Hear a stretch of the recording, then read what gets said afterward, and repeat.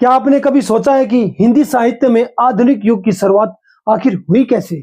वो कौन सा ऐसा व्यक्ति था जिसने हिंदी को सिर्फ भाषा नहीं बल्कि राष्ट्र की आवाज बना दिया? जी हाँ, हम बात कर रहे हैं भारतेंदु हरिश्चंद्र की, जिन्होंने न केवल साहित्य को नई दिशा दी बल्कि हिंदी नवजागरण की चेतना को जन्म दिया। उनके लेखन में आपको मिलेगा देश की पीड़ा, समाज की सच्चाई, एक जागते हुए राष्ट्र की आवाज।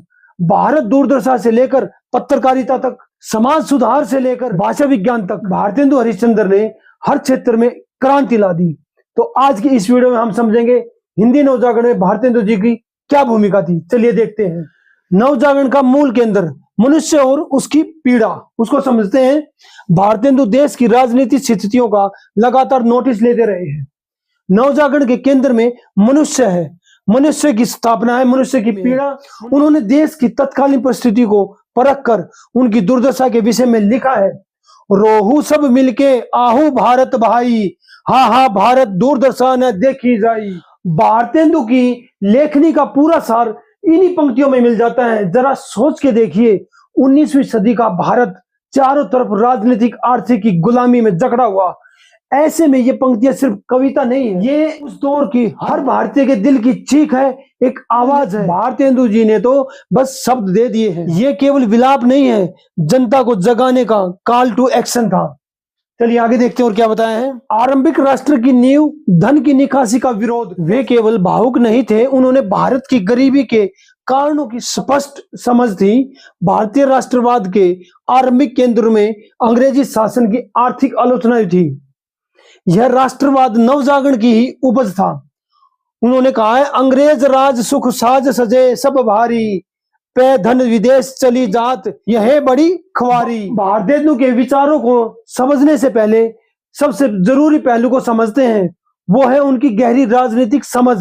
उन्होंने सिर्फ ऊपर ऊपर से बात नहीं की बल्कि ब्रिटिश सरकार की जड़ों तक गए और भारत के आर्थिक शोषण का पूरा विश्लेषण किया। यहाँ एक बात समझनी जरूरी है कि उस समय जो राष्ट्रवाद उभर रहा था, उसकी नींव हुई ब्रिटिश की आर्थिक आलोचना पर रखी गई थी। यह कोई अचानक कोई घटना नहीं थी, बल्कि यह उसी नवजागरण से निकली हुई एक चेतना थी और इस चेतना को अपनी कलम से धार देने का काम भारतेंदु ने किया। चलिए देखते हैं और क्या बताया आगे।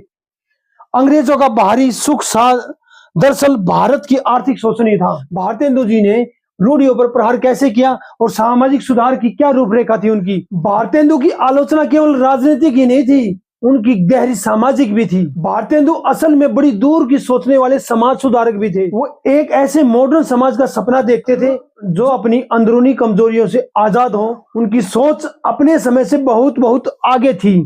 मिसाल के तौर पर उन्होंने एक मशहूर भाषण दिया था बलिया में। उसमें उन्होंने बहुत खुलकर विचार प्रकट किए थे। विधवा विवाह का समर्थन किया था बहुत जोर शोर से, लड़कियों को शिक्षा देने का समर्थन किया था, बाल विवाह का विरोध किया था खुलकर, पूजा पाठ के आडंबर और कर्म कांड था उनका घोर विरोध किया और स्त्रियों और शूद्र समाज की दुर्दशा के परिवर्तन का प्रयास किया था। यहाँ तक कि जो इस्लाम में बराबरी का सिद्धांत है उसकी भी तारीफ जम के की थी। ये सभी उनकी खुली सोच को दिखाता है।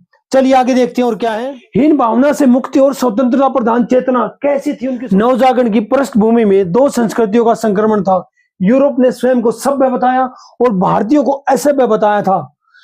भारतेंदु ने समय को समझा और भारतीयों को हीन भावना से बचाया। भारतीय संस्कृति की चेतना पूरी तरह स्वतंत्रता प्रधान थी। साम्राज्यवाद का कड़ा विरोध चाहे अंग्रेजों का हो चाहे मुसलमानों का, परंतु यह विरोध धर्मों का नहीं था। देखो, प्रगतिशील बातें अंग्रेजों से सीखी और मुसलमानों की समानता का खुलकर प्रशंसा की। आगे देखते हैं और क्या बताए हैं। समाज को जगाने वाले साहित्यिक हथियार। भारतेंदु हर विधागत माध्यम से नवजागरण की चेतना को संपन्न कर रहे थे। जनता को जागरूक करने के लिए उन्होंने निम्नलिखित अस्त्रों का प्रयोग किया। कौन कौन से थे उनको समझते हैं। भाषा प्रेम, अपनी भाषा को लेकर प्रेम का भाव जगाया। भारतेंदु वैचारिक क्रांति को सिर्फ देख नहीं रहे थे, वो तो इसके सूत्रधार थे, इसको लीड कर रहे थे। उन्होंने ही साहित्य को सिर्फ मनोरंजन की चीज मानने से इनकार कर दिया। उनके लिए साहित्य एक बहुत पावरफुल और शक्तिशाली हथियार था, क्योंकि सामाजिक और राजनीतिक चेतना जगाने का सबसे बड़ा हथियार साहित्य ही हो सकता है। और खड़ी बोली का प्रयोग करके गद्य की प्रधानता को विकास सुना, पत्रिकाओं का संपादन, नए विचारों को तीव्र प्रसार करने हेतु तो नाटक व निबंध भी लिखे।